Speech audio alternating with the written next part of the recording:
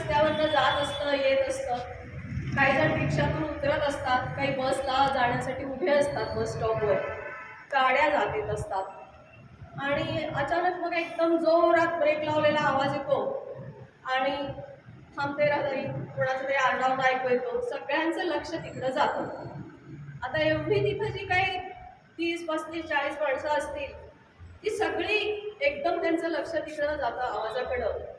दोन गाड्या म्हणा, टू व्हीलर, फोर व्हीलर काय असेल ते एकमेकांना थडकलेलं असतं किंवा थडकायच्या विचारात असतं आणि थोडासा धक्का लागलेला असतो. दोघेही खाली उतरतात.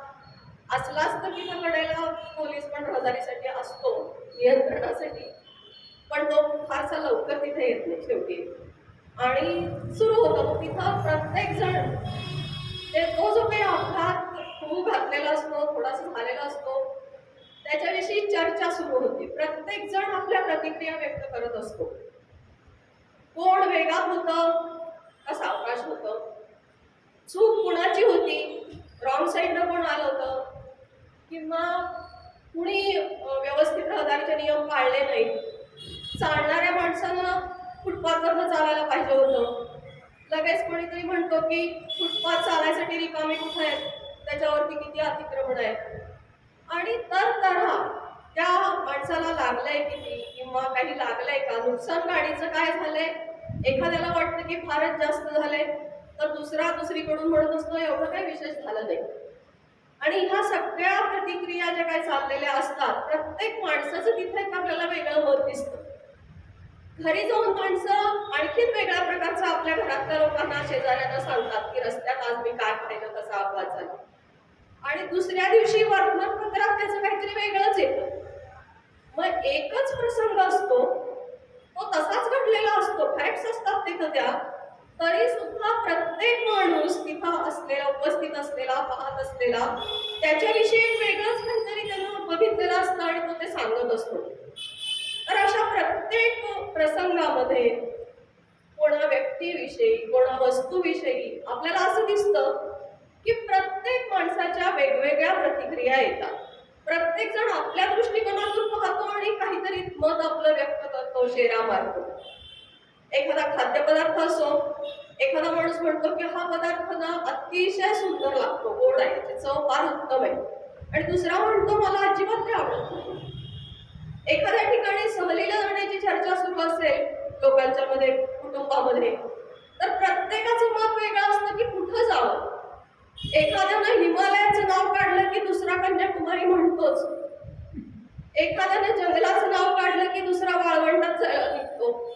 प्रत्येकाचं मत स्वतंत्र असतं आणि सगळ्यांना आपापला दृष्टिकोन की का तिथं जावं, तर आपलं मत जे आहे ते बरोबर वाटतं. व्यायामाची गोष्ट घ्या, व्यायाम काय करावा आणि किती करावा, कसा करावा, ह्याच्यावर प्रत्येकाची वेगळी मतं असतात. प्रत्येक जण प्रतिक्रिया व्यक्त करतो. साधा एक चालण्याचा व्यायाम म्हटलं तरी सुद्धा किती चालावं, कसं चालावं, केव्हा चालावं, ह्याच्यावरती 1760 मतं आपल्याला दिसतात.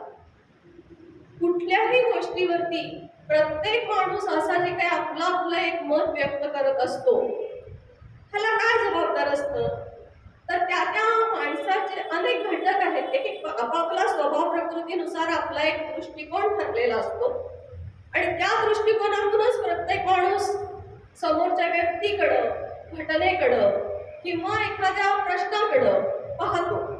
एखादं पुस्तक आपल्याला आवडतं का आवडतं नाही, का आवडत नाही, ह्याच्याबद्दल वेगवेगळी मतं असतात. 1760 म्हणजे कुठल्याही आयुष्यात आपली गोष्ट अशी नाही की जिच्याविषयी आपलं एक मत असतं आणि इतरांची वेगळीच मतं असतात. मग या ज्या प्रतिक्रिया आहेत सगळ्या, त्या आपली एक विशिष्ट प्रतिक्रिया किंवा प्रत्येक व्यक्तीची त्याची प्रतिक्रिया.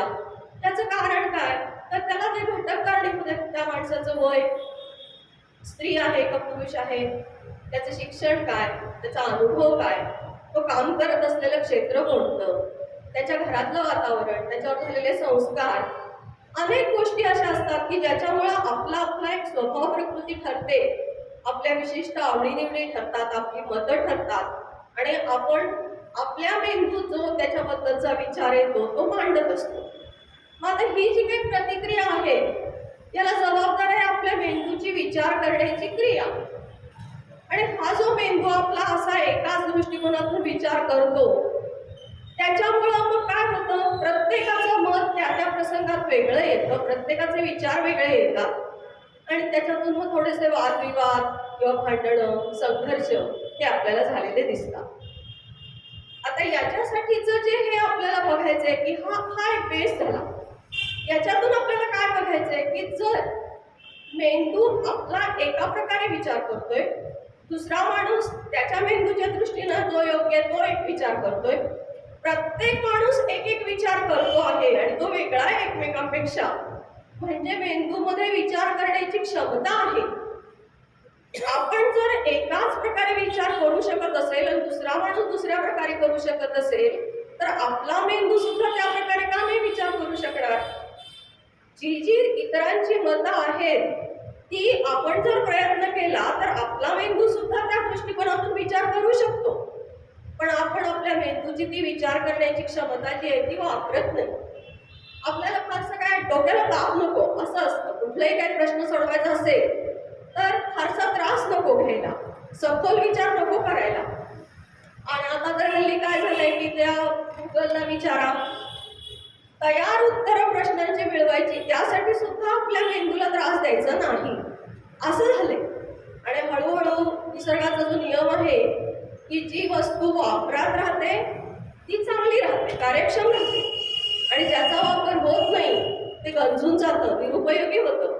आणि आपल्या जनरल एक दृश्य असं पहिल्या काही वर्षांमध्ये दिसायला लागले की आपण ही विचार करण्याची क्षमता वापरत नाहीये. हळूहळू आपण सगळे निर्णय घेण्याची कामं, विचार करण्याची कामं यंत्रावरती सोपवतोय आणि आपल्या मेंदूला आपण काही त्रास द्यायला, काम करायला तयारच नाही. आपल्या मेंदूच्या क्षमता आपण वापरायला तयार नाही. तर ही गोष्ट योग्य नाहीये.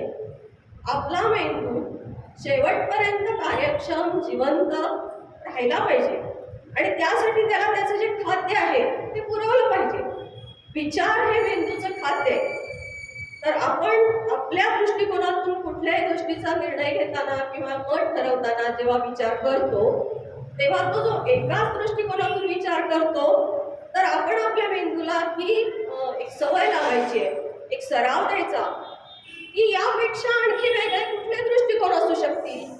मी माझ्या दृष्टिकोनातून या वस्तूकडे पाहिलं किंवा या प्रश्नाकडे पाहिलं, पण दुसरी माणसं कशी पाहतील, दुसरे आणखीन काय दृष्टिकोन असू शकतील. म्हणजे एकांगी दृष्टिकोन न ठेवता अनेकांगी दृष्टिकोन आपल्या मेंदूनं करायचे, विचार करायचे, पाहायचं त्या गोष्टींकडे आणि त्याच्यातून आपण आपल्या समस्या सोडवू शकतो. आणि त्यासाठी काय लागतं, तर आपल्यासमोर जी समस्या आहे त्याचं सर्वांगीण आकलन पाहिजे. पूर्ण आपण ते जाणून घेतलं पाहिजे, लक्ष केंद्रित करून समजून घेतलं पाहिजे आणि मग त्याच्यावरती वेगवेगळ्या दृष्टिकोनातून विचार करू शकलो पाहिजे. तर हे तंत्र काही फार परदेशी आहे, अत्यात आधुनिक आहे असं काही नाहीये. हे आपले प्राचीन परंपराच आहे. प्राचीन काळी राजांच्या दरबारामध्ये अनेक विद्वान लोकांच्या राजसभामध्ये वादविवाद व्हायचे, शास्त्रार्थ व्हायचे. धर्मशास्त्र, नीतिशास्त्र, न्याय अनेक गोष्टींवरती तज्ज्ञ माणसं, विद्वान माणसं चर्चा करायची आणि त्याच्यामध्ये ते वादविवादामधून वादे वादे जायते तत्वबोध असं होतं, काहीतरी तत्वशास्त्रार्थ निघायचा. तर एकूण काय की आपल्याला आपल्या बुद्धीला खाद्य पुरवायला पाहिजे, आपल्या मेंदूला आपण कार्यक्षम ठेवायला पाहिजे आणि त्याचा उपयोग जसा आपल्याला आहे तसा आपल्याबरोबर आपल्या कुटुंबाला, समाजाला सुद्धा त्याचा उपयोग आहे. तो काय आहे ते आपण नंतर बघूया. तर हे बुद्धिमंथन तंत्र जे आहे ते आपल्याला विचारांची वादळं निर्माण करणं, एकाच गोष्टीकडं अनेक दृष्टिकोनातून पाहणं, अनेक तऱ्हेचे विचार आपल्या मनामध्ये येऊ देणं आणि त्याच्यावरती मंथन करणं की हे साधक बाधक, योग्य अयोग्य हे सगळं त्याच्याविषयी मंथन करणं. आता हे जे काही आहे याच्यासाठी आपल्याला एक ॲक्टिव्हिटी करायची आहे. तर तुम्ही सगळे त्याच्यामध्ये आज सहभागी होणार आहात. याच्यासाठी तुम्हाला एक आपण 4-4 जणांचे गट करणार आहोत.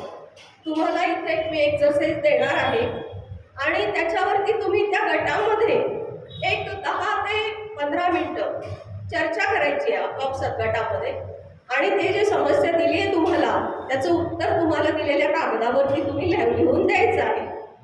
त्यानंतर मग तुमच्या गटापैकी एक कोणीतरी प्रातिनिधिक व्यक्ती त्यांनी सांगायचे की हे उत्तर आम्ही का दिलं किंवा कसं दिलं, काय चर्चा त्या गटात झाली, मतभेद झाले का, कुणी कुणी काय काय मतं मांडली आणि शेवटी आम्ही या निष्कर्षाला कसे आलो हे तुम्ही सांगायचं आहे. आणि मग त्याच्यानंतर आपण त्याच्यातून काय काय दिसून येतं, काय काय प्रकट होतं, त्याचा उपयोग काय आहे आणि काय काय दृष्टिकोन कसे समोर येतात हे सगळं आपण पुन्हा त्याच्यावरती चर्चा करणार आहोत. तर आता आपण आपला तो प्रयोग करायचा आहे. तर तुम्ही आता किती जण आहे बघू,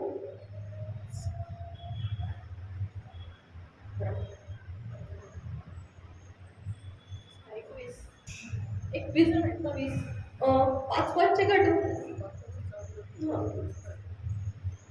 चालेल. तर तुम्ही आता तुमचे 5-5चे गट आहेत करायचे आहेत आणि तुम्हाला मी पहिल्यांदा जे देणार आहे त्याचं पण स्पष्टीकरण आपण इथं पहिल्यांदा माहिती पाहणार आहोत आणि त्या माहितीनंतर मग तुम्ही त्या गटामध्ये चर्चा करायची आहे. चर्चा तुम्ही आपापसात वेगवेगळ्या ठिकाणी जरा एकमेकांपासून लांब जाऊन सुद्धा करू शकता. 10 ते 15 मिनिटं त्याच्यासाठी जास्तीत जास्त वेळ आहे.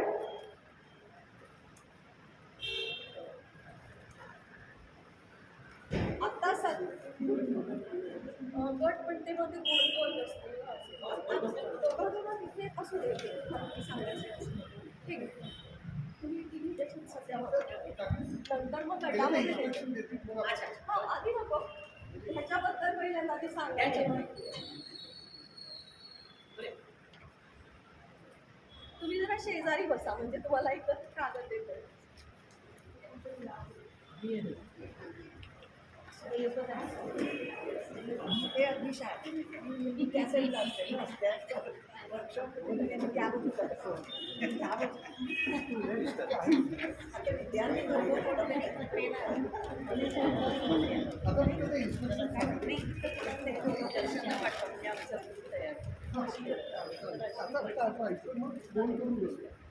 नंतर तुम्ही ग्रुपमध्ये बसा. आता ह्याच्याविषयी आपण पहिले माहिती घेऊया. आता तुमच्याकडे कागद आहेत तर त्याच्याविषयी पहा जरा माहिती सगळी, मग मी सूचना पण देते त्याच्यानंतर आणि मग तुम्ही तुमच्या चर्चेला सुरुवात करायची. The case of a difficult choice. It is a bright sunny day. वाचू शकता तुम्ही, मी फक्त जरा सारांशात सांगते की एक सूर्यप्रकाशित असा दिवस आहे, छानसा दिवस आहे आणि काही लोक समुद्र किनाऱ्यावरती पिकनिकसाठी गेलेले आहेत. एक गट गेलेला आहे, 10 जण आहेत आणि तिथे पिकनिकसाठी गेलेल्या वेळी ते सगळे हिंडतात इकडं तिकडं. तो समुद्र किनारा जो आहे तो जरा खडकाळ आहे, मोठे मोठे खडक आहेत किनाऱ्यावरती. हिंडता हिंडता ती 10 माणसं जी आहेत त्यांना एक गुहा दिसते आणि त्या गुहेमध्ये ते शिरतात. आत जात राहतात, एक्सप्लोअर करत राहतात, ती गुहेत जातात आणि गेल्यानंतर त्यांना भान राहत नाही वेळेचं. भरतीची वेळ होते आणि समुद्राचं पाणी त्या गुहेमध्ये भरायला लागतात, जोरात लाटा यायला लागतात. जोपर्यंत त्यांच्या लक्षात येतं तोपर्यंत ते त्या गुहेत बरेच पुढे गेलेले असतात आणि त्यामुळं आता बाहेर पडायचं कसं, मागं येऊन तर बाहेर पडता येणार नाही. गुहेचं दुसरं शेवटचं टोक जे असतं ते थोड्या अंतरावर दिसत असतं, छोटंसं, ते खूप अरुंद आणि लहान असतं.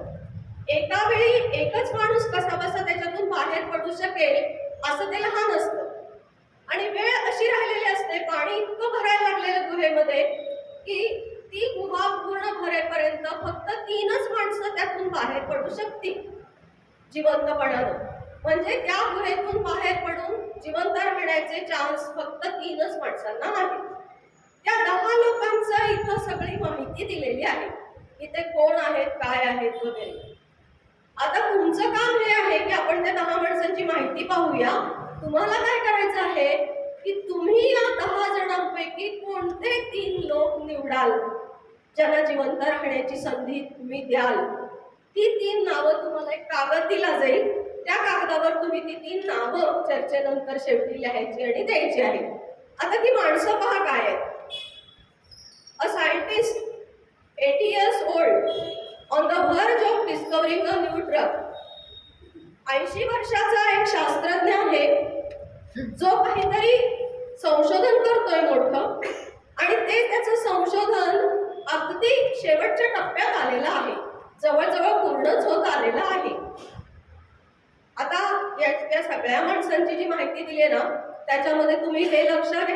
काय माहितीवर पूर्ण लक्ष फोकस करायचे.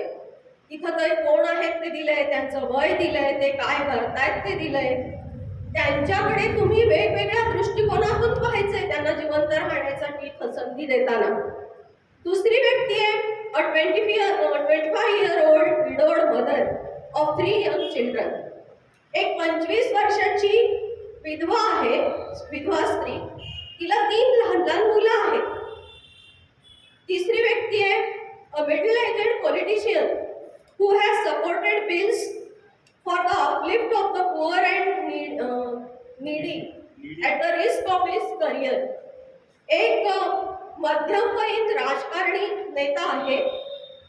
तो गरीब गरजू व्यक्तींच्या उद्धारासाठी जी बिल्स विधेयक मांडली जातात त्याला तो सपोर्ट करतो, पाठिंबा देतो. अगदी त्याचं करिअर धोक्यात आलं तरी सुद्धा पाठिंबा देणारा असा हा राजकीय नेता आहे. चौथा आहे a businessman son aged 18 who is a wasted and addicted to drugs. एक उद्योगपतीचा मुलगा आहे, 18 वर्षाचा आहे आणि तो ड्रगच्या अधीन झालाय, व्यसनाधीन झालेला आहे, वाया गेलेला जमा आहे. पाचवा आहे a doctor in his 50s working among the labours. एक 50शीतला डॉक्टर आहे, तो कुष्ठरोग्यांच्यासाठी, महारोग्यांच्यासाठी त्या क्षेत्रात काम करतो आहे. सहावी व्यक्ती आहे a music composer aged 45 years who has made a great contribution to the Indian films. एक संगीतकार आहे 45 वर्षाचा आणि त्यांनी भारतीय चित्रपट उद्योगामध्ये एक चांगलं कॉन्ट्रीब्युशन दिलेलं आहे, नामांकित आणि भरपूर काम केलेला असा संगीतकार आहे. त्यानंतर सातवी व्यक्ती आहे 50-year-old rural nurse who is suffering from terminal cancer. 30 years. 30 वर्षाची एक ग्रामीण भागात काम करणारी नर्स आहे आणि तिला कॅन्सर झालेला आहे आणि तो शेवटच्या टप्प्यात आहे. त्यानंतर 55-year-old ex-army man who had his right leg amputated while defending the country in the Indo-China war. भारत-चीन युद्धामध्ये लढलेला एक निवृत्त असा सैनिक आहे. त्याला लढत असताना त्याचा उजवा पाय सुद्धा कापावा लागलेला आहे आणि तो 55 वर्षाचा आहे. नववी व्यक्ती आहे 12-year-old girl full of energy and enthusiasm who is excited at the present turn of event. Unlike her companions who are overwhelmed with fear. हे सगळे लोक खूप घाबरलेले आहेत, मरण समोर दिसतंय, पण या सगळ्याचा अजिबात स्पर्श न झालेली अशी एक 12 वर्षाची मुलगी आहे आणि ती खूप उत्साही, आनंदी, फुल ऑफ एनर्जी अँड एन्थुसियाझम अशी ती आहे. ती अजिबात घाबरलेली नाहीये, उलट एक्सायटेड आहे. आणि 10वी व्यक्ती आहे one of the nuns who is in her 40s and being trained to take over from Mother Teresa. एक 40शीतली नन आहे, म्हणजे धर्मसेविका होण्यासाठी ट्रेनिंग घेणारी, आणि ती अंडर ट्रेनिंग आहे आणि ती मदर टेरेसांच्या त्या कामामध्ये सहभागी होणार आहे लवकरच. तर अशा प्रकारच्या या 10 व्यक्ती आहेत.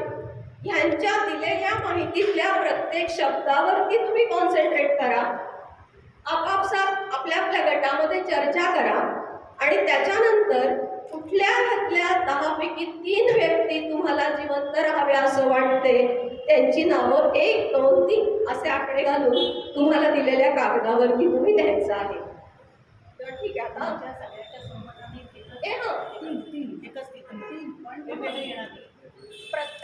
प्रत्येकाने लिहायचं नाहीये, तुमच्या गटातर्फे एकाने चर्चा झाल्यानंतर त्याच्या गटातर्फे प्रत्येकाची एक सामूहिक यादी, तुमच्या पूर्ण गटाची मिळून एक यादी 3 नावांची घेणार.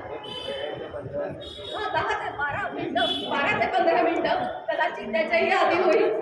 10 मिनिटं आपल्या जरा वेळेच्या ह्याच्यानुसार आपण आता ग्रुप करू शकतो. 4 किंवा 5 पर्यंत आपण घेऊ. आता प्रत्येक गटात 2 कागद आले असतील असं बघा, म्हणजे वाचता येईल 4 तुम्हाला ते.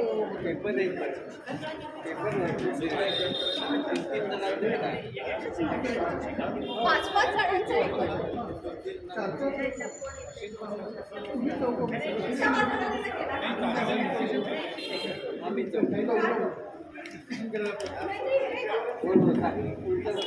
थोडं दूर गेलं, थोडं दूर बसतात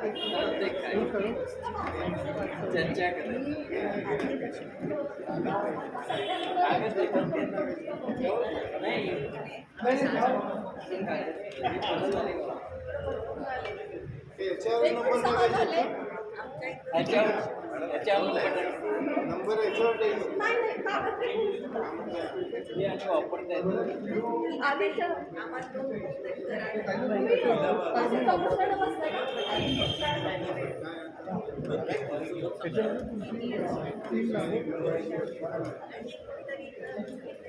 आलं तर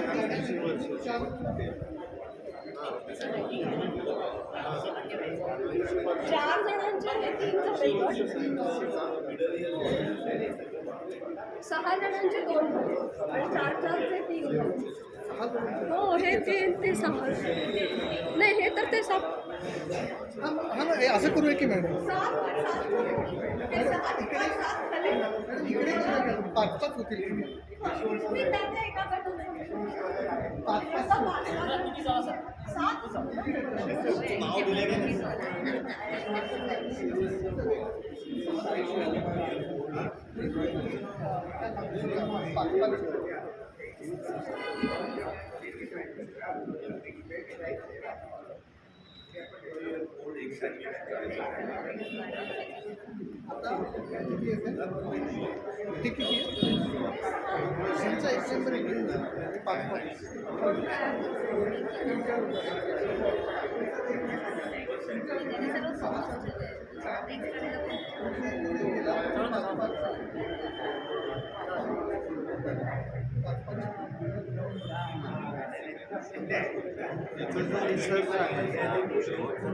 संशोधन करतोय. काही शंका असेल वगैरे तर तुम्ही विचारू शकता.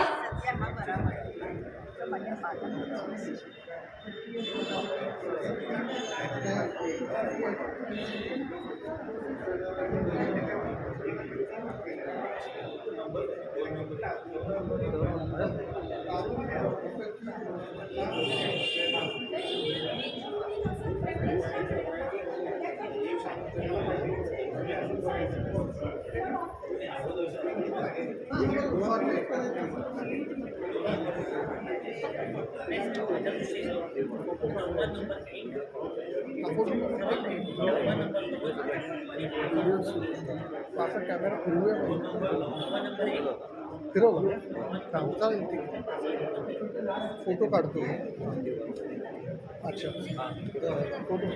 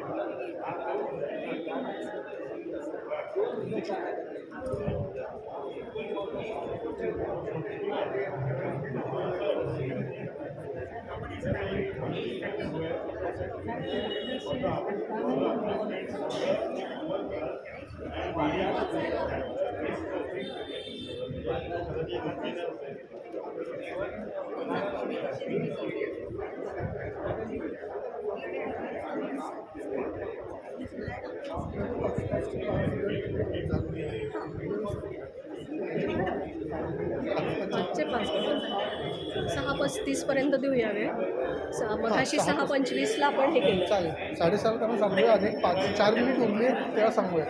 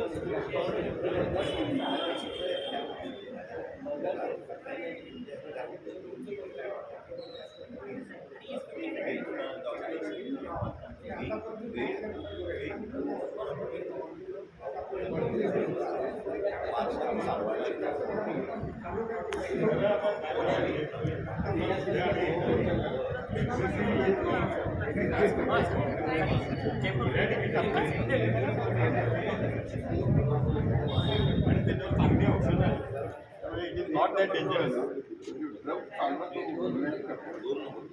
नाही पण त्याचं एज 80 आहे.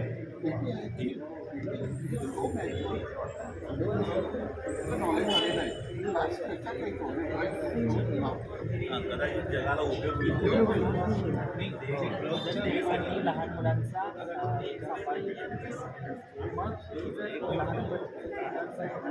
लहान मुलांचं नाही म्हणजे गोष्ट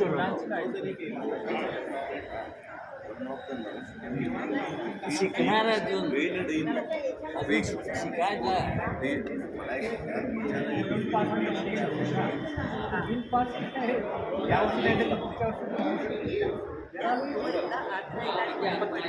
एक जी मेन्शन केली ते महत्त्वाचं आहे. सपोर्टेड कुठल्या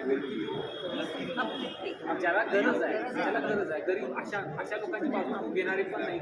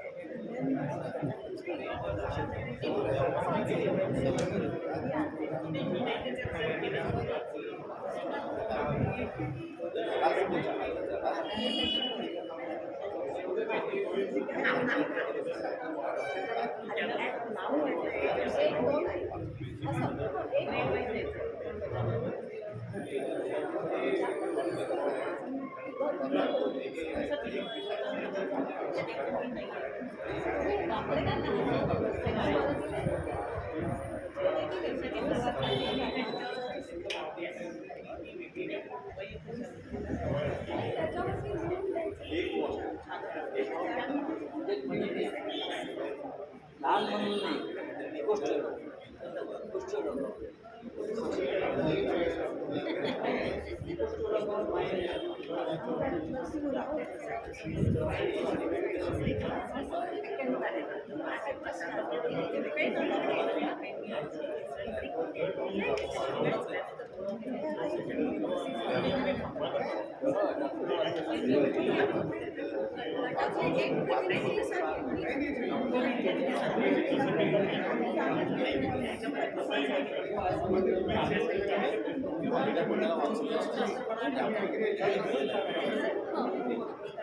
सगळ्या संघांना एक सूचना आहे, 4 मिनिटं उरली आहेत.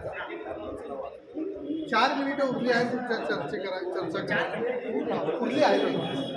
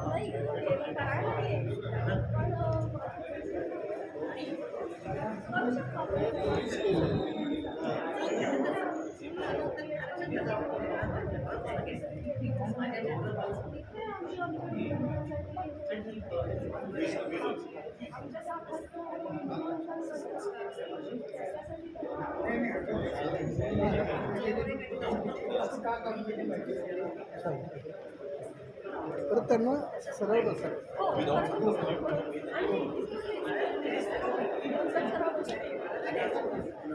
प्रत्येक जण एक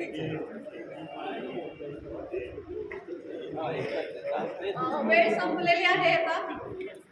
अशा चर्चा तुमच्या चालूच राहतील, पण आता त्याचं काही काहीतरी निष्कर्ष निघाला असेल तर प्रत्येक गटातल्या एका प्रतिनिधींनी इथे म्हणजे उभं राहून आपल्या आपल्या ठिकाणी ग्रुपमध्ये उभं राहून सांगितलं सगळ्यांना तरी चालेल किंवा सरळ आता बसलात तरी चालेल आणि आपले काय चर्चा करून 3 व्यक्तींची नावं तुम्ही निवडली आणि ती निवड का केली त्याची कारणं चर्चा करत असताना काही मतभेद झाले कुणात म्हणजे एकमतानं ते निवडलं गेलंय का बरेच मतभेद झाले असं हे जे काय आपल्याला त्याच्यावर सांगायचं असेल ते प्रत्येक गटातल्या एका व्यक्तीने सांगायचं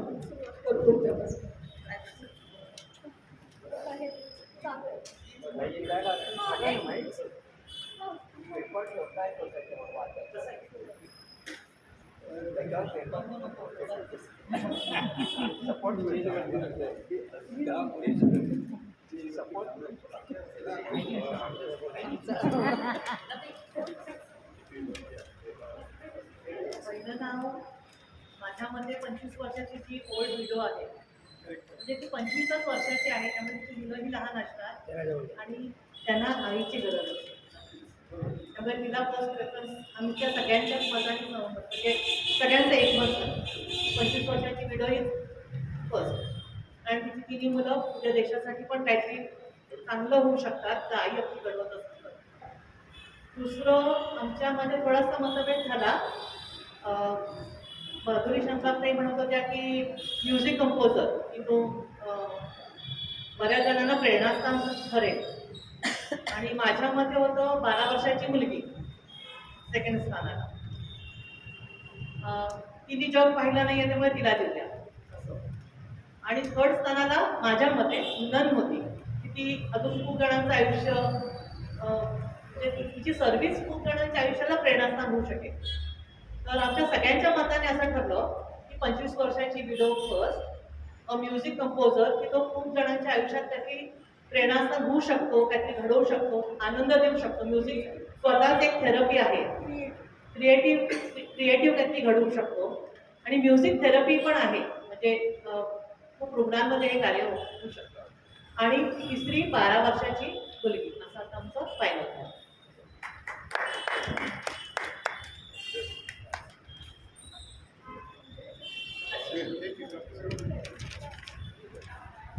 थोडक्यात सांगा तिकडे तुम्हाला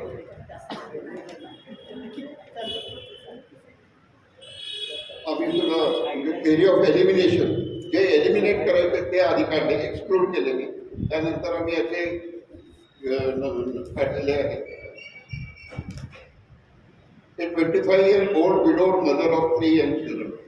Children are young, they need her mother म्हणून तिला आम्ही प्रिफरन्स दिला. The middle-aged politician who has supported bills for the uplift society may benefit. तर पुढं तर त्यांनी काहीतरी चांगलं पोटेन्शियल काम करू असंच काम कंटिन्यू ठेवेल तो म्हणून त्याला आम्ही प्रिफर केलेलं आहे. आणि नंतर ए 12 year old girl full of energy she is so innocent she has not seen the world तिला अगदी खूप जग बघायचे म्हणून तिला एक आम्ही चान्स दिलेला आहे.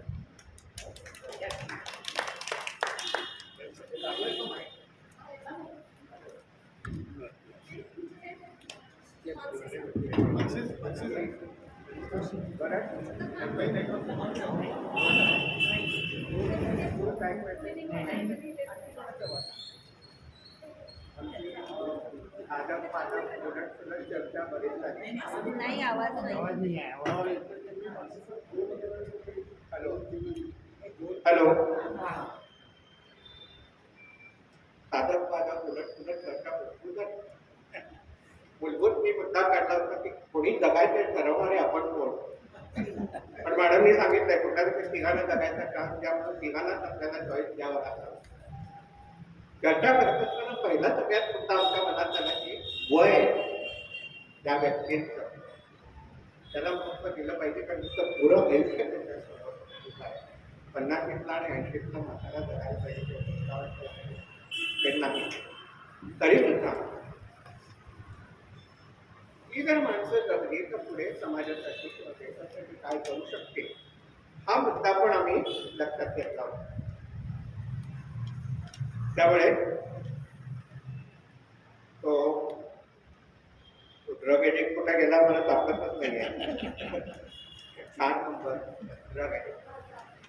ड्रग ॲडिक्शन हे आता कॉमन आहे. एखादा प्रत्येक आपल्या घरातला एखादा व्यक्ती ड्रग ॲडिक्ट असतो. तो का श्रीमंत बिझनेसमॅनचा मुलगा आहे. ड्रग ॲडिक्ट म्हणजे तो वाईट आहे असं नाही. बऱ्याच वेळेला ह्या लोकांच्या मध्ये आयक्यू खूप छान असतो. दॅट वाईट develop working for the society आणि त्याचे वडील आहेत त्यांना सपोर्ट करायला. आणि ड्रग ॲडिक्शनमध्ये डी ॲडिक्शन सेंटरमध्ये जाऊन त्यांना सुधारण्याचा भरपूर वाव असतो. तर त्याला हा चान्स देऊ नये असं आमचं मत झालं. त्यामुळे एक ड्रग ॲडिक्ट. दुसरी 25 वर्षाची 3 मुलांची आहे. मला वाटतं सगळ्याच ग्रुपने तिला पहिला नंबर दिलेला असणार आहे. कारण आईचा सपोर्ट जोपर्यंत आहे त्या मुलांचं भवितव्य सेफ आहे. आणि आजकालच्या जमान्यात तिथं एम्पॉवर्ड वुमेनच्या आपण गोष्टी करतो ती एम्पॉवर्ड वुमनच असणार आहे. त्यामुळे तिला आम्ही दुसरा नंबर दिलेला आहे. 30 व्हायचं. तिसरं बऱ्याच जणांच्या मनात आला तर 80 वर्षाचा म्हातारा काय कबूल करायचं आहे त्याला. पण इट ऑन द वर्ज of identifying a drug. That drug detection or identification could be making a lifetime changes in the society. तो नंतर आणि तो एकटा काम करणार त्याच्याबरोबर टीम जरी मेंबर असते तर he the leader of the team आणि he should continue to work. I am sure madam is going to accept my suggestion that drug detection करणारा जो माणूस आहे त्याला सुद्धा चान्स द्यायला. समजा आमचा त्याच्यात पुन्हा डिबेट चालू होतं आर्मी मॅनला काय नाही द्यायचं चान्स.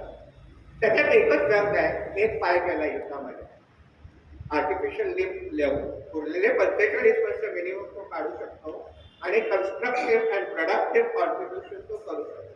त्यामुळे याच्यात आमचं थोडंफार डिबेट झालेलं होतं. तर सायंटिस्टला जगवायचं म्हणजे आपल्या हातात असल्यासारखं बोलतोय मी. सायंटिस्टला जगवायचं का एक्स आर्मी मॅनला दिला पाहिजे. त्यामुळे आमचे 3 चॉईसेस जे आहेत. 3 मुलांची 3 विधवा आहेत. नंतर सांगितलं मी ड्रग ॲडिक्ट आणि तिसरा हा सायंटिस्ट 80 वर्ष. उलट तुला चर्चा भरपूर झाली. आणि आणखीन एक विषय चर्चेला आला होता 12 वर्षाची एन्थुजियास्टिक मुलगी. 78 वर्षाची पुढची अजूनही आहे. ती यंग आहे. ती डगमगली नाही. जीवावर बेतलेला प्रसंग असला तरी तिला तिथं काहीही टेन्शन किंवा एन्झायटी आली ती she had full life ahead of her. So she was also include. या 5पैकी आपण कुठले तरी 3 ठरवले तरी कायद्यासारखं आहे. Why he becomes an important criteria plus contribution to the development of society in future was the second criteria that we made. Overall, thank you very much for giving us an opportunity to having 3 lives. Thank you. किन नावाचं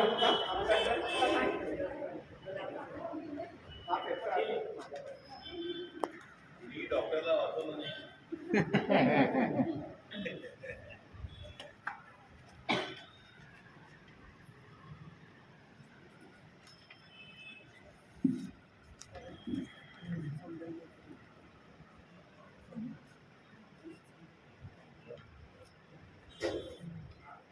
नमस्कार. आमच्या ग्रुपप्रमाणे जसं आपण चर्चा झाली त्याच्यानुसारच पहिला प्रेफरन्स दिलेला आहे 12 वर्षाच्या मुलीसाठी. कारण ती एक फेअरनेस आहे. कारण ते अनलाईक हिज कंपॅन आणि तिचं पुढचं आयुष्य जगण्यासाठी हे आहे ते आहे. दुसरा क्रम आहे आमचा 25 वर्षाची विडो. या एका जीवामुळे पुढचे 4 जीव असणार आहेत आणि ते 4 पैकी 3 जीव जे आहेत ते पुढं काहीतरी देशाला मदत करू शकतो, सोसायटीला मदत करू. आणि तिसऱ्या आणि मध्ये आमचं थोडंसं कॉन्फ्लिक्शन जे चर्चामध्ये झालं होतं एक तर डॉक्टर आणि सायंटिस्टमध्ये. आणि फायनली आमच्या ग्रुपमुळे असं डिसाईड केलं की आपण सायंटिस्टला प्रेफरन्स देऊया. त्याचं कारण काय, तो ड्रग जो वर्ज ऑफ इन्व्हेस्टिंग ड्रग जे होते ते कदाचित आता आपण रिसेंटली आपण फेस केलेला आहे. कोरोना आहे, आता इबोला काय काय चाललेलं आहे. त्याच्यानुसार पूर्ण सोसायटीला मदत होण्यासाठी त्याचा उपयोग जास्त होईल असा विचार करून आम्ही एक कॉन्फ्लिक्ट फक्त डॉक्टर आणि सायंटिस्टमध्ये. थँक्यू.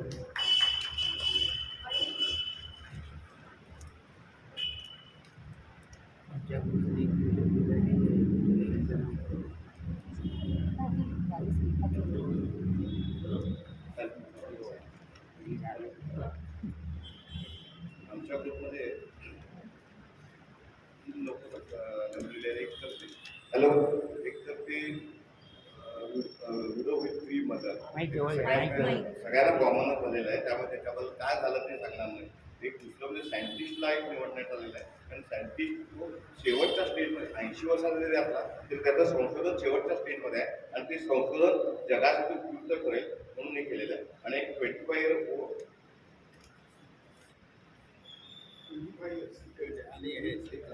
डॉक्टर आहे. जो डॉक्टर जो लेप्रेसीसाठी काम करतो हे आम्ही निवडतो.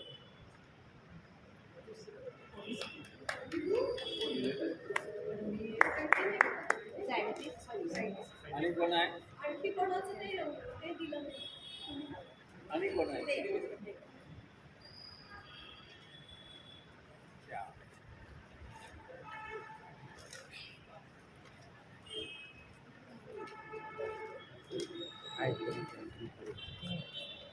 तुम्ही सगळ्यांनी उत्तमरित्या ऍक्टिव्हिटी पार पाडलेली आहे. उत्साहाने भाग घेतला. जे अपेक्षित होतं त्याप्रमाणे तुम्ही चर्चा केली त्याच्यावरती आणि का आपण त्या व्यक्तीला निवडलं ही कारणं पण सांगितली. आता आपण ह्यातल्या प्रत्येकाला निवडण्याचं कारण आणि न निवडण्याचं कारण किंवा दुसरा दृष्टिकोन पण काय असू शकतो हे बघूया. त्यातली प्रत्येक व्यक्ती निवडली जाऊ शकते किंवा नाकारली जाऊ शकते. शक्यता दोन्ही आहेत. आता सगळ्यांनी मिळून निवडलेली जी व्यक्ती आहे तिच्यापासून सुरुवात करूया.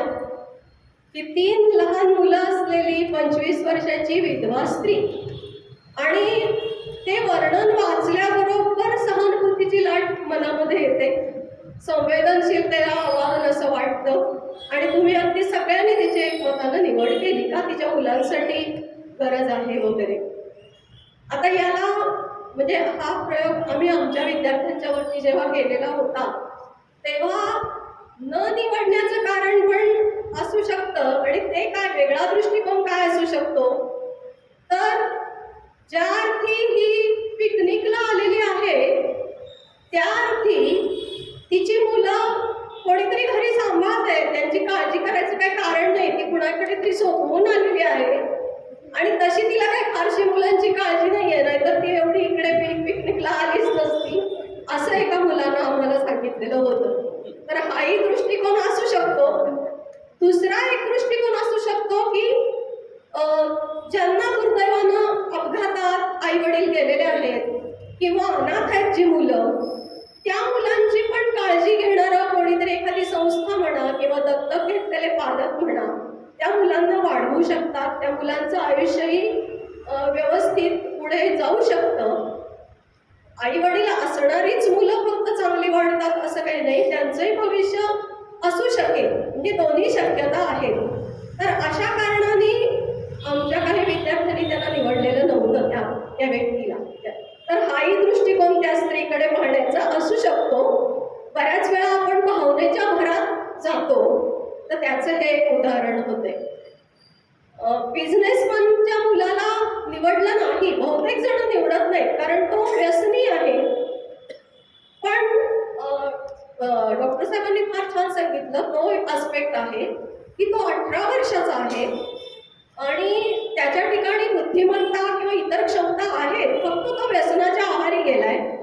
वडील बिझनेसमन आहेत, उत्तम परिस्थिती आहे आणि ते आपल्या मुलाला असं वाया जाऊ देणार नाही. ते त्याला कोणत्या ना कोणत्या प्रकारे व्यसनमुक्ती केंद्र किंवा काही त्याच्यावर उपचार करून त्याला त्याच्यातून बाहेर काढतील आणि 2 गोष्टी त्याच्या पुढे भविष्यात होऊ शकतील. हा मुलगा आता ज्या परिस्थितीत सापडलाय त्याचा त्याच्या मनावर परिणाम होईल. मरण समोर दिसल्यावरती तो बदलू शकेल, त्याच्यात परिवर्तन घडेल, तो सुधारेल, आपल्या आयुष्याची किंमत त्याला कळेल आणि त्याचे वडील नंतर आपल्या मुलगा वाचल्यानंतर त्यांच्या पैशांचा उपयोग करून अशा व्यसनाधीन मुलांसाठी काहीतरी हे करू शकतील. एखादी संस्था काढणं, उपचाराची व्यवस्था करणं हे करू शकतील. तर त्याला निवडण्यामागं हे कारणही असू शकतं. पण आपण काय म्हणतो व्यसन लागलंय मुलगा ड्रग ॲडिक्ट आहे, आता तो गेलाच वाया असं आपण त्याच्याविषयी म्हणू शकतो आणि बरेच लोक त्याला नाकारू शकतात. शास्त्रज्ञाविषयी असं आहे की 80 वर्षाचा आहे पण ज्या अर्थी तो पिकनिकला आलेला आहे दृष्ट्या आणि फिट आहे. त्याची काय तो असा गलितगात्र वगैरे झालेला नाही आहे, उत्तम प्रकृती आहे. ज्या अर्थी त्याचं संशोधन ह्या वयामध्ये शेवटच्या टप्प्यात एक आलेलं आहे, त्या अर्थी मानसिक बौद्धिकदृष्ट्या सुद्धा तो फिट आहे. आणि त्याचं वय 80 वर्ष आहे. कदाचित तो 4-5 वर्षच जगणार असेल अजून, त्याचं आयुष्य फार नाहीये. पण तेवढ्या आयुष्यात सुद्धा त्याचं संशोधन वेगवेगळं आणखी पुढं तो काही करू शकेल आणि त्याचा उपयोग मानवजातीला होऊ शकेल. त्यामुळे तो आणखी 40 वर्ष जगणार आहे का 2 वर्ष जगणार आहे हा मुद्दा महत्वाचा नाही. की मिळालेल्या 2-3 वर्षात सुद्धा त्याचं जीवन हे व्हॅल्युएबल होऊ शकतं. त्यानंतर ते एका ननला निवडलेलं आहे की जी अंडर ट्रेनिंग आहे आणि ती मदर टेरेसांच्याकडून काय कार्यात सहभागी होणार आहे का त्यांच्याकडून टेक ओव्हर करणार आहे वगैरे. त्या मदर टेरेसांचं नाव वाचल्याबरोबर आपल्याला असं वाटतं की हे म्हणजे एकदम भावूक होतो आपण किंवा त्याच्यात काहीतरी मदनता वाटायला लागते. आता ती 40 वर्षाची जी नन आहे तर आपण मुळात हा विचार म्हणजे ह्याच्या बाबतीत एक वेगळा विचार काय आहे बघा की ती नन आहे आणि अंडर ट्रेनिंग असणाऱ्या नन असोत किंवा प्रत्यक्ष काम करणाऱ्या नन असोत त्यांचे आचरणाचे नियम इतके कडक असतात की त्यांना त्यांच्या त्या मठामधून त्या चर्चमधून असं बाहेर पिकनिकसाठी हिंडायची वगैरे परवानगीच नसते. मग ती नन आलीच कशी पिकनिकला याचा अर्थ ती तिच्या ट्रेनिंग बाबत सिरियस नाहीये आणि ती चुकवी करून काहीतरी फसवणूक करून आलेली आहे असं सुद्धा असू शकतं. तर हा एक त्याबद्दलचा वेगळा दृष्टिकोन आहे. त्यानंतर 12 वर्षाच्या मुलीला निवडलेलं आहे सगळ्यांनी जवळजवळ, कारण ती 12 वर्षाची आहे, तिचं खूप आयुष्य अजून आहे आणि तिला तिचं सगळं जीवन जायचं आहे आणि ती उत्साही आहे, आनंदी आहे. तर या बाबतीमध्ये एक वेगळा विचार असाही असू शकतो की तिला इतर लोक जसे घाबरलेत तशी ती अजिबात घाबरलेली नाहीये, एक्साइटमेंट आहे तिच्याकडे. त्याचं कारण काय आहे की काय प्रसंग समोर आलाय ह्याची तिला जाणीवच नाहीये. तिला काय माहितीच नाही की हे मरण काय किंवा आपल्यावर आता केवढा मोठा प्रसंग आलाय त्याची काही तिला जाणीव नाही. त्यामुळे ती एक ते एक्साइटमेंट मध्येच आहे.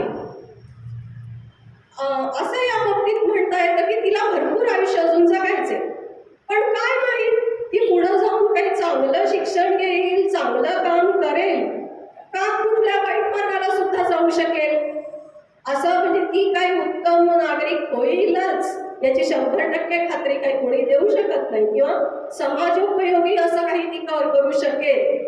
उरलेल्या आयुष्यामध्ये त्या माणसांची काय सामाजिक उपयुक्तता आहे हाही दृष्टिकोन त्याच्यामध्ये आहे. त्यानंतर आणखी एक्स आर्मी मॅन त्यानं त्याचं ते कार्य जे आहे ते लढाईचं केलेलं आहे. आता तो निवृत्त आहे आणि एक त्याच्याविषयीची कृतज्ञतेची भावना आहे की त्यामुळे त्यानं जीवन जगायला पाहिजे, त्यांनी देशासाठी एवढं कर्तव्य केलेलं आहे. पण एक दृष्टिकोन त्याच्या बाबतीत असा मिळाला मला की तो जो आहे त्याला देशसेवेचं आणि ठीक आहे एकंदर असं ट्रेनिंग मिळालेलं आहे, देशभक्त असा तो आहे. तर अशा प्रसंगामध्ये तो आपल्या स्वतःला वाचवायला अजिबात तयार होणार नाही. तो उलट बाकीच्यांचे जीव कसे वाचतील याच्यासाठी मदत करेल, धडपडेल. तो स्वतःला वाचवायला अजिबात तयार होणार नाही. असंही त्या बाबतीमध्ये एक दृष्टिकोन आहे. Musician, music composer. तर हा जो म्युझिक कंपोजर आहे त्यांनी भारतीय चित्रपटसृष्टीला योगदान दिलेलं आहे आणि कलावंत आहे. आता इथं प्रश्न असा आहे की कलावंतांची गरज इथं समाजाचं रूप लक्षात येतं. जर त्या म्युझिक कंपोजरला निवडावं असं समाजातल्या बहुतेकांनी ठरवलं, तुम्ही प्रातिनिधिक आहात, तर त्याचा अर्थ तो समाज कलेला प्राधान्य देणारा आहे. जीवन नुसतं उपयुक्ततावादी नाही, भौतिकवादी नाही, तर कला, संगीत ह्या गोष्टी माणसाच्या जीवनामध्ये महत्त्वाच्या आहेत आणि कलाकार हे समाजाला आवश्यक आहेत हे ज्या समाजाचं मूल्य असेल त्यांचाच प्रतिनिधी त्याला निवडू शकेल. तेच व्यक्ती हा दृष्टिकोन ठेवू शकते. आणि जे उपयुक्ततावादी सध्याच्या व्यावहारिक जगातले लोक आहेत ते म्हणतील हा नसला तर काय बिघडणार आहे, आणि काय आतापर्यंत त्यांना संगीत दिलेलं आहे, इथून पुढं नाही त्याचं संगीत ऐकायला मिळालं म्हणून काय समाजाचं काही नुकसान होणार आहे का, असं पण होऊ शकतं म्हणून त्याला नाही निवडलं. आणि ह्याच्यातला राजकारणी नेता हा जो आहे बरेच जण त्याला निवडत नाहीत. असं का होतं तर राजकारणी लोकांवरती समाजाचा विश्वास नाही. ते जे काय करतात त्याच्यामध्ये काहीतरी ढोंग असतं, स्वार्थ असतो, हे पक्क सगळ्यांना माहीत असतं. त्यामुळे हा जो काय त्या गरीब लोकांच्या बिलासाठी मांडलेल्या बिलांना पाठिंबा देतो वगैरे, तो पाठिंबा देतो म्हणजे तरी काय, तो स्वतःच्या प्रतिमेसाठी देत असेल, तो काय खऱ्या अर्थानं समाजाची सेवा करणारा, गरिबांचा कळवळा असणारा आहेच असं म्हणू शकत नाही आपण. म्हणून त्याला न निवडणारे लोक पण आहेत. आणि तो स्वतःची करिअर पणाला लावून पाठिंबा देतोय. ह्याच्यातून एक दृष्टिकोन असा पण दिसतो की तो जो काही आहे त्या सभागृहाचा मेंबर निवडून आलेला तो सत्ताधारी पक्षाचा नसावा. कारण बिल विधेयकं जी मांडली जातात ते सत्ताधारी पक्ष मांडतात आणि त्याला विरोधकांच्या बाजूला पाठिंबा कधीच मिळत नाही, बिल चांगलं असलं तरी. मग ज्या अर्थी हा पाठिंबा देतोय त्या अर्थी हा विरोधी पक्षाचा असावा. आणि विरोधी पक्ष किती झालं तरी काय, विरोधी पक्षातल्या माणसांच्याकडून फारसं काही घडू शकत नाही. आणि त्याचं करिअर धोक्यात यायचं म्हणजे त्याला पक्षातून काढून टाकतील. मग पक्षातनं काढून टाकल्यावरती तर तो पुढं काय करणार आहे मग समाजासाठी, असंही काही जण याच्या बाबतीत म्हणू शकतात. या सगळ्यामध्ये 5 नंबरची जी व्यक्ती आहे तिला आपण निवडलेलं नाही. तिथंही आपल्याला एक समाजाचं रूपच दिसते. एक डॉक्टर, तुम्ही निवडले डॉक्टर, त्याच्या माहितीमध्ये काय लिहिलंय का, working among the labours. Doctor आहेत, भरपूर आहेत डॉक्टर, समाजसेवी दृष्टिकोनातून काम करणारे पण आहेत. पण महारोग्याचं क्षेत्र हे एक असं क्षेत्र आहे की ज्या क्षेत्रामध्ये खूप कमी दुर्मिळ काम करणाऱ्या व्यक्ती दुर्मिळ आहेत. त्यांच्यासाठी काम कोणी करत नाही सहसा. आणि अशा लोकांसाठी जर काम करणारा डॉक्टर असेल आणि तसा तो मध्यमवयीन आहे, 50 वर्षाचा आहे, तर त्या लोकांच्यासाठी काम करत असलेला डॉक्टर जगावा असंही वाटून त्याची निवड करण्याची शक्यता आहे. तर ह्याच्यामध्ये तुम्हाला काय लक्षात आलं की प्रत्येक व्यक्तीच्या बाबतीत त्याला निवडता पण येऊ शकतं आणि त्याची निवड न पण करता येऊ शकते. निवडण्याची कारणं सुद्धा प्रत्येकाची आपली वेगळी असतात. सगळ्यांनी एकाच कारणामुळे निवडले असं नाही. कुणी वयामुळे निवडलं असेल, कुणी तो काय काम करतो याच्यावर निवडलं असेल, कुणी त्याचा भविष्यात समाजाला काय उपयोग आहे याचा विचार करून निवडला असेल. तर अशा अनेक दृष्टिकोनातून याला या एक्झरसाइजला एकच बरोबर असं उत्तर नाही. याला प्रत्येक व्यक्तीचं आपलं आपलं स्वतंत्र उत्तर आहे. आता या एक्झरसाइज मधून आपल्याला काय काय कळतं, याचा उपयोग काय हे आपण बघूया. समस्या निरसन तंत्र म्हणून याला महत्व आहे. व्यक्तीच्या आयुष्यामध्ये अनेक प्रश्न समोर उभे राहतात. मग शिक्षण कुठलं निवडायचं हे असो प्रश्न, नोकरी कुठली निवडायची हे असो, एखादा कौटुंबिक काही नातेसंबंधातला प्रश्न असो, त्याच्यामध्ये आपल्याला दिसतं की घरातल्या व्यक्ती किंवा शेजारी पाजारी कोण जे त्याच्याशी संबंधित असतील ते प्रत्येक जण आपला आपला दृष्टिकोन मांडतं, आपले आपले विचार मांडतात. त्यावेळेला त्या माणसाला निर्णय घेताना वेगवेगळ्या दृष्टिकोनातून आपल्या पुढच्या प्रश्नाकडे कसं पाहायचं ह्याचं एक सराव देणारं हे तंत्र आहे. ही आपण जर मेंदूला सवय लावली की कुठलीही एखादी घटना किंवा प्रश्न समोर आला की त्याच्याकडे आपला आपला असा एक दृष्टिकोन लगेच आपल्या स्वभाव प्रकृतीनुसार आपली प्रतिक्रिया येते. पण ती प्रतिक्रिया आल्यावर तिथंच न थांबता ह्याच प्रश्नाकडं वेगवेगळ्या दृष्टिकोनातून मी कसं पाहू शकेन, याचे आणखी पैलू काय असतील, ते सगळे दुसऱ्यांनी सांगण्यापेक्षा आपणच जर आपल्या मेंदू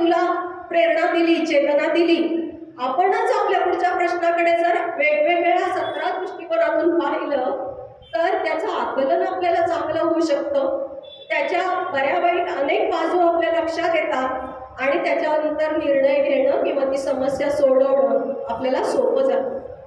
दुसरी एक गोष्ट याच्यातून घडते की आपलं पर्सनॅलिटी काय आहे, आपलं व्यक्तिमत्व कोणत्या प्रकारचं आहे हे याच्यातून समजतं. आपण भावुक आहोत का, आपण संवेदनशील आहोत का, आपण प्रॅक्टिकल विचार करणारे आहोत का, आपण कशाला प्रेफरन्स देतो, व्यक्तिगत सुखाला देतो का समाजाच्या हिताला देतो, कुठल्या गोष्टी आपल्या आयुष्यात जास्त महत्त्वाच्या आहेत, हे सुद्धा सगळं त्याच्यातून एक आपली ओळख सुद्धा त्याच्यातून आपल्याला पटू शकते. आपलं व्यक्तिमत्व मापन करायला त्याचा उपयोग होतो. आणि तिसरा महत्त्वाचा उपयोग म्हणजे समाजात हे प्रत्येक गोष्टीबद्दल सगळ्यांच्या अशा वेगवेगळ्या मतांच्यामुळं काय होतं, ती वेगवेगळी मतं ही एकमेकांना विरुद्ध जातात आणि संघर्ष उभे राहतात. अनेक गोष्टींबद्दल समाजात जे संघर्ष ते आहेत काय आहेत, तर प्रत्येक व्यक्तीचा आपला एक दृष्टिकोन आहे आणि तोच खरा, तोच योग्य हा अट्टहास आहे आपला.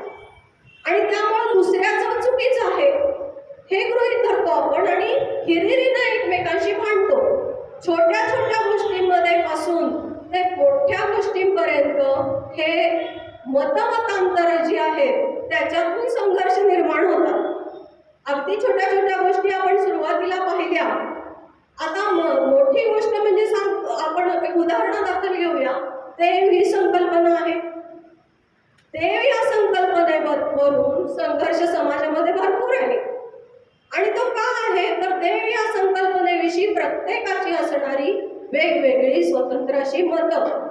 सगळ्यात पहिलं तर हे आहे की देव आहे का नाही, इथूनच आली सुरुवात. त्यातलं देव नाही सोडून देऊया, देव आहे. देव आहे तर तो कसा आहे, कोणत्या रूपात आहे, तो काय करतो, कसा दिसतो, त्याला काय आवडतं, त्याची पूजा कशी करायची, ह्याच्यावर प्रत्येकाचं वेगळं वेगळं वेगळं मत. आणि माझंच मत बरोबर, तुम्ही चुकीचे, हा अट्टहास. मग याच्यातून संघर्ष निर्माण होतो. आपल्याला या बुद्धिमत्ता तंत्राचं जर आपण सगळ्यांना काही सवय लावली तर काय होईल की प्रत्येक विषयाबद्दल सगळ्यांची मतं ही वेगवेगळी असू शकतात आणि ती वेगळी असतात म्हणजे विरोधी असतात, शत्रुत्व असतं असं नाही. प्रत्येकाचं मत वेगळं आहे, प्रत्येकाचे विचार स्वतंत्र आहेत, हे आपण स्वीकारायला शिकलं पाहिजे की प्रत्येकाचं वेगळं असं मत असणार ते आपण ऐकून घेतलं पाहिजे, त्याच्यावरही आपण विचार केला पाहिजे. आपलंच मत फक्त खरं असं म्हणून चालणार नाही आणि हे केलं तर समाजातले संघर्ष निम्म्याने कमी होऊ शकतात. आता याचा संबंध आपल्या पुस्तकांच्या संदर्भात. पुस्तकं वाचतो आपण, एखादं पुस्तक अतिशय उत्तम आहे, फार आवडलं, आणि दुसरा एखादा म्हणतो हे पुस्तक अगदी भिकार सुमार दर्जाचं आहे. तर हे जे काही पुस्तकांसंबंधी होतं तर त्यालाही हेच प्रक्रिया आपल्याला आहे. तर आता आपण छोटासा त्याच्यातला एक्झरसाइज त्या पुस्तकांसंबंधी पण करायचंय, त्याच्याविषयी तुम्हाला चैतन्य हलगेकर सांगते. आता आपण जे संघ केलं त्याच्यामध्ये आपण जी ॲक्टिव्हिटी केली त्याच्यामध्ये सगळ्यांना एक कॉमन सिच्युएशन दिलेली होती आणि आपण 4-5 जण संघामध्ये जे होतं ते त्याच्यावरती आपण विचार केला होता. आता जे आपण करणार आहोत त्याच्यामध्ये आपण पुन्हा एकदा आपले वेगवेगळे संघ करणार आहोत. पण हे संघ जे आहेत ते आपण आता कशावर करणार आहोत, तर काही पुस्तकांची नावं आपण आता सांगणार आहोत. तर त्या पुस्तकांवरती आपल्याला चर्चा करायची आहे. तर तुम्हाला त्यापैकी आता जी 3-4 नावं आपण सांगणार आहोत त्यापैकी कुठलं पुस्तक वाचलेलं आहे आणि त्याच्याची अनुषंगाने तुम्हाला चर्चा करायची असेल तुम्ही त्या संघामध्ये भाग घेऊ शकता. तर सगळ्यात पहिले आपण जे पुस्तक बघतो आहोत ते इंग्रजी पुस्तक आहे ज्याचा मराठी अनुवाद नॉट विदाउट माय डॉटर हे आहे एक पुस्तक. त्यानंतर दुसरं पुस्तक आहे वपू काळेंचं पार्टनर ही कादंबरी. त्यानंतर तिसरं आहे ते आहे मनोहर तरी हे पुस्तक.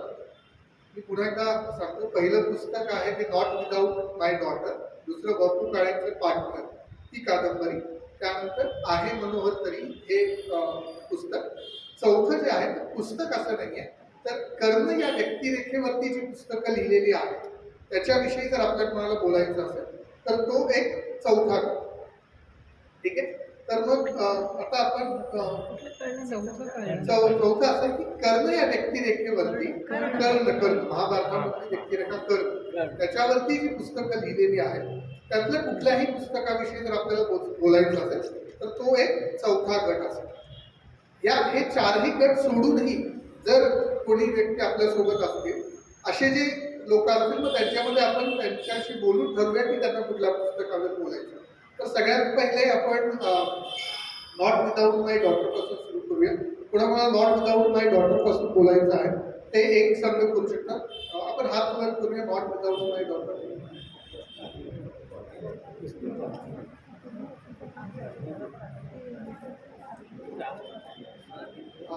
नॉट विदाऊट माय डॉटर आपण इथे या भागात इथे येऊ शकता. कोण आहे? नाही त्याचं हे काय मराठी काय त्याचं इंग्रजी पुस्तक आहे. तो इंग्रजी पुस्तक आहे.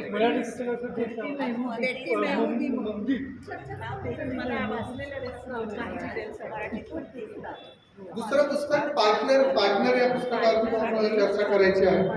पार्टनर कोण बप्पू काळेंचं पार्टनर जे आहे त्याच्यामध्ये कोण चर्चा करणार. हा जर करा बप्पू काळेंचं पार्टनर त्याच्याविषयी चर्चा करणार आहे त्यांचा आपण एक ग्रुप बनवून घेऊया लागेल. पार्टनर पुस्तकाची चर्चा करणारे कोण कोण आहेत?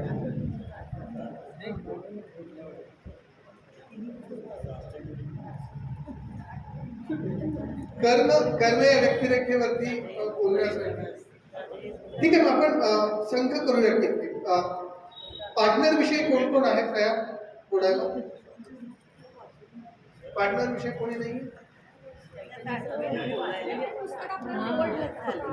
म्हणजे आपल्याला पुस्तकांविषयी पूर्ण नाही बोलायचं आहे तर त्याच्यामध्ये फक्त आपापसामध्ये चर्चा करायची की आपल्याला त्या पुस्तकांमधली कुठली व्यक्तिरेखा आठवते त्याच्यावरून चर्चा करायची.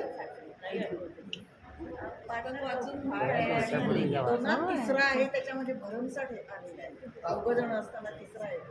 कर्ण या पात्रावरच्या पुस्तकांविषयी नाटक आहे पहिला पांडवला. हा मग त्याच्यामध्ये आपण चर्चा करू शकतो. ज्यांना कर्ण या पात्राविषयी हा कोण कोण आहेत तयार? चालेल. मग आपण एक सर्कल बनवूया. आपल्यामध्ये चर्चा करायची.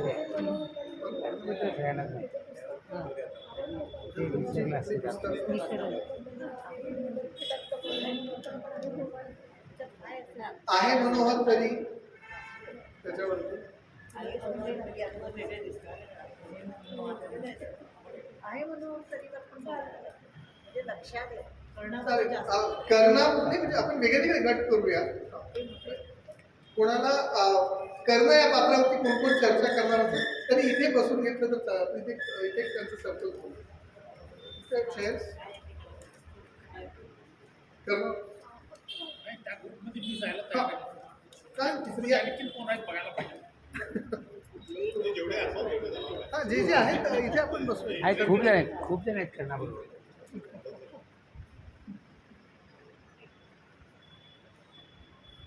आहे मनोहर तरी याच्याविषयी कोण बोलणार आहे चर्चा करणार आहे? नाही बोलायचं म्हणजे आपापसामध्ये चर्चा करायची आहे. बोलायचं असं काही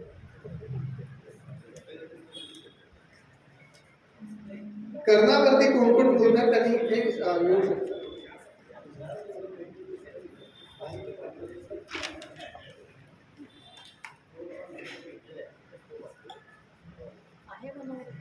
आहे मनोहर तरी इथे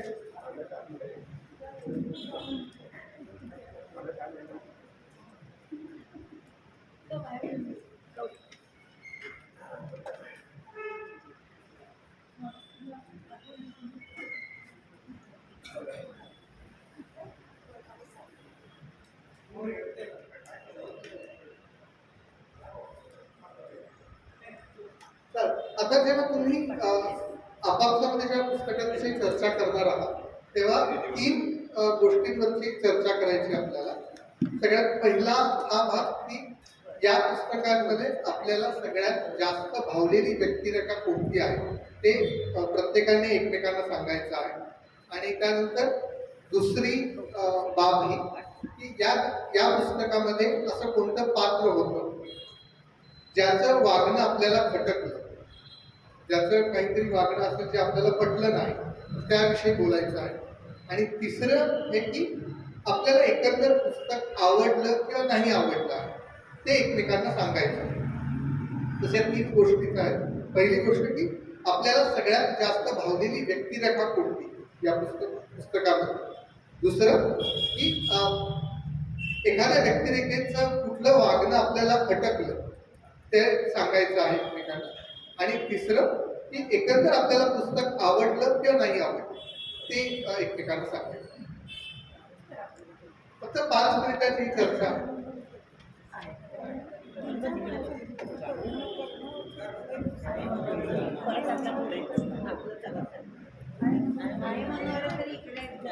आहे मनोहर इथे चर्चा करताय.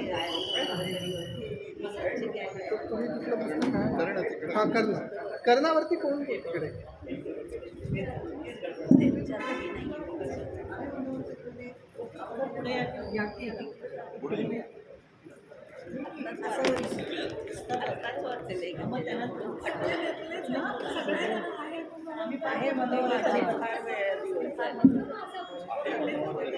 सेंट वाचला आणि पूर्वी वाचला.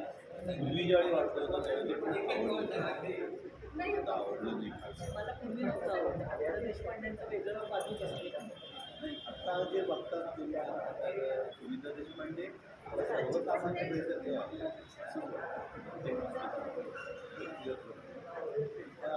बऱ्याच वेळा अशा लिहिताना अशा वाटतं सर्वसामान्य भेटले की खूप काहीतरी वेगळं आहे, त्याच्या क्वालिटीज खूप आहेत, पण त्याचं वागणं आहे की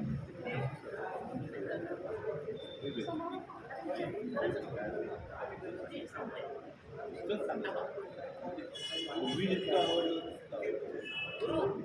दुसरं काही व्यक्तिरेखा आवडली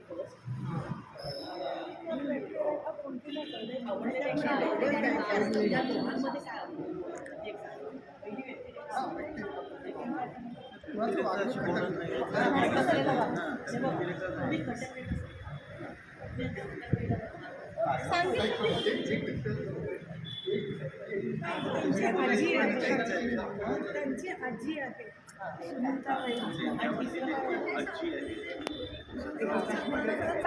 मला त्याच्यामधलं सगळ्यात आवडलं म्हणजे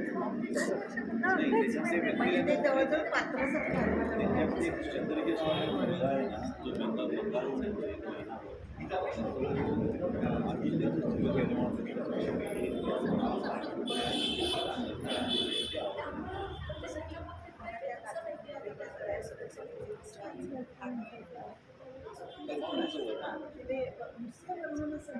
की त्याच्यामध्ये किती बायकांची एक तिचं थोडंसं चिंतन आहे. की बायका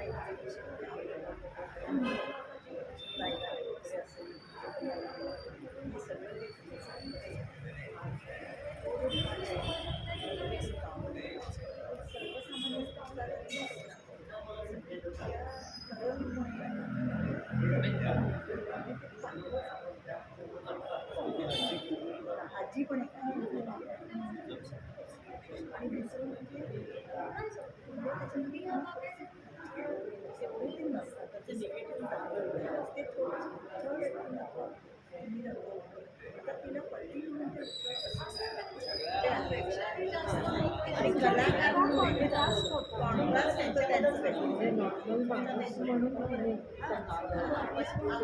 तिच्या मुली म्हणतात तसं त्यांच्या सर्वसामान्य पहिल्या झालं. पण ॲट द सेम टाईम मला तिचं आवडते स्वतःकडे वाईट म्हणून त्यांना पुढे व्यावसायिक नाही व्यावसायिक असं की त्यांना काही पैशाची गरज नाही, पण त्यांनी कलाकार म्हणून पुढे जावं आणि त्यातला मिळणारा पैसा म्हणजे ती डिझर्व आहे.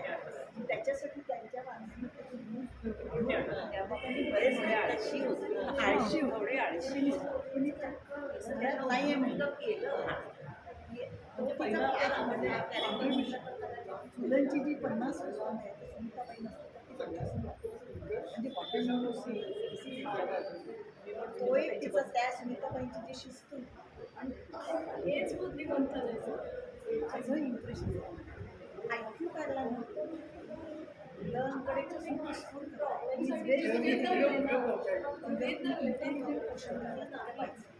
बाबू बोरकरांचा कवितांचा जो कार्यक्रम त्यात सुनीताबाईची सादर करतात त्यांची लेवल ते फलाटे दादा ह्यांची मर्देकरांच्या काय मी असं म्हणत नाही पण त्यांचं जे वाहन आहे मी आता उदाहरण सांगतो की माझ्या हातामध्ये सामान आहे उदाहरणी मी चाललेलं आहे कधी कोणी विचारलं नाही की तुझं सामान मी आता घेऊन जातो. अशा टाईपची काय सगळेच पुस्तके असतात आणि त्याच्यात आम्हाला विशेष वाचनाची जवळ मला असं तिचं पहिली गोष्ट म्हणजे कलाकडे आणि अशा बऱ्याच आहेत.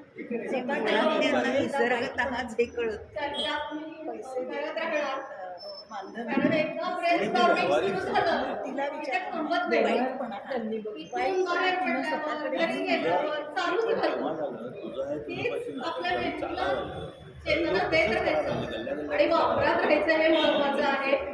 तर आता समारोप करूया. त्यांनी पेपर झालेला आहे. आपलं सेलच घेऊन टाकलं तर हा एक वेगळा उपक्रम करायला आपल्या बुक लव्हर्स क्लबनी संधी दिली.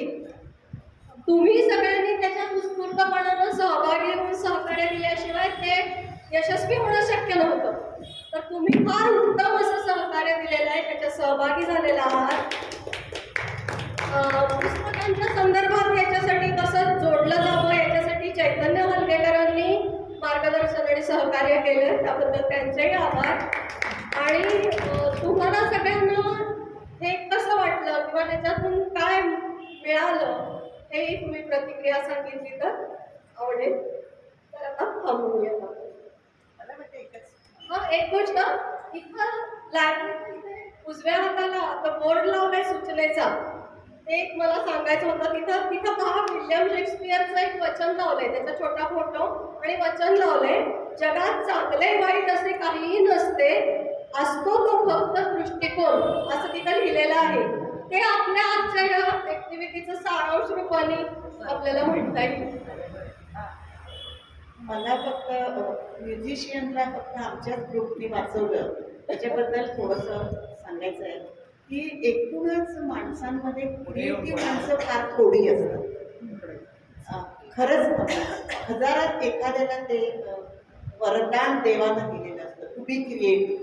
आणि ही जी क्रिएटिव्ह माणसं म्हणजे संगीतकार जर तुम्ही म्हटलं तर मदन मोहन समजा घेतला, आपले चितळकर घेतले, सी रामचंद्र, त्यांनी जे म्युझिक खूप आहे श्रीनिवास खळे असतात म्हणजे मी I just want the list की ह्यानी जे काम करून ठेवले ते पुढच्या कित्येक पिढ्यांपर्यंत तसंच टिकलं.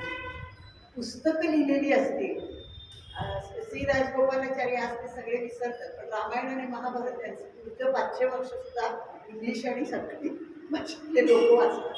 तेव्हा मला असं वाटतं की क्रिएटिव्ह असणं then you give something to this world. म्हणजे एकूण जे ज्ञानसंचित आहे त्याच्यामध्ये भर घालून जाणार ही माणसं, म्हणून म्युझिशियनला वाचवणं मला वाटतं. आणि ह्यात हां आणि ते अनंत काळपर्यंत. बाकीचे जे आहे तिकडे रिप्लेसमेंट पॉसिबल असते. रामचंद्रही आले गेले, त्यांच्या बाजूने मुली न अडले, हे आपल्याकडे प्रसिद्ध आहे. पण जी क्रिएटिव्ह माणसं आहेत ते आपले मागे कसे ठेवून जातात आणि ते खूप वर्ष तसेच राहतात. आणि आम्ही फक्त एकाच व्यक्ती वाचवलं म्हणून हे मला सांगावंसं वाटतं. आणखी एक सगळ्यांची क्षमा मागून सांगते की 91 किंवा 92 साली तरुण भारतीय एक स्पर्धा घेतली, नौका बुडते आहे. आणि त्याच्यामध्ये एक नौका आहे आणि तुमच्याकडे एकच लाईफ जॅकेट आहे, तुम्ही एकाच माणसाला वाचू शकता. आणि त्या बोटीमध्ये कोण कोण होतं, कुमार गंधर्व होते, जयंत नार्वेकर होते, पी.व्ही. नरसिंहराव होते, आता मला सगळी नावं आठवते, राज कपूर फाराचा नट होता. असे ते 10 जण होते. त्यातल्या एकाला वाचवायचं होतं. मी तेव्हा ती लिहायला सुरुवात केलेली नव्हती. नरसिंहराव पंतप्रधान होते. मी त्या स्पर्धेत भाग घेतला आणि आत्मस्थितीचा दोष तो एक मूर्ख ते समजून सांगते मला त्याच्यात पहिल्या वर्षीच मिळालं. आणि त्याच्यामध्ये मी वाचवलं कोणाला तर त्याला आरती लक्ष्मण. त्याचं कारण मी हेच लिहिलं, कोट्यावधी भारतीयांना सकाळी 2 मिनिटं एक हास्य देणारा क्रिएटिव्ह माणूस. त्याची रिप्लेसमेंट खूप आहे. बाकी सगळी माणसं ह्या लिस्ट आहे, तिकडे रिप्लेसमेंट क्रिएटिव्हिटीची रिप्लेसमेंट जरा कठीण असते. नाही असं नाही, पाठोपाठ संगीतकार येतच राहतो, पण म्हणून अजूनही बिथोवन किंवा कुठलाही ओझा या आपले कदम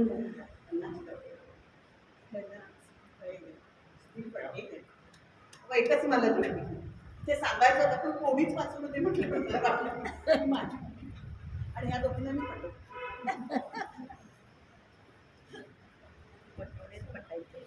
असतरी नसेल. नाही म्हणजे खरं मला कसं फार छान सांगितलं. कलावंत असल्याशिवाय समाजवंत ज्याचं जपानी म्हण आहे पेन आणि फूल आणि काय असतं ना पेन आणि आता पु ल देशपांडे आपल्याला एवढे क्रिएटिव्ह मीनाताई आम्हाला खूप मजा आली. मला खूप वर्षांनी पण तेव्हा मी पण मी पण मी जेव्हा आम्ही भाग घेतला तेव्हा अरुण शहा होते. त्यांनी हे सांगितलं तू वाचवलंच त्याला ती आरती लक्ष्मणला किती एक्सप्लेनेशन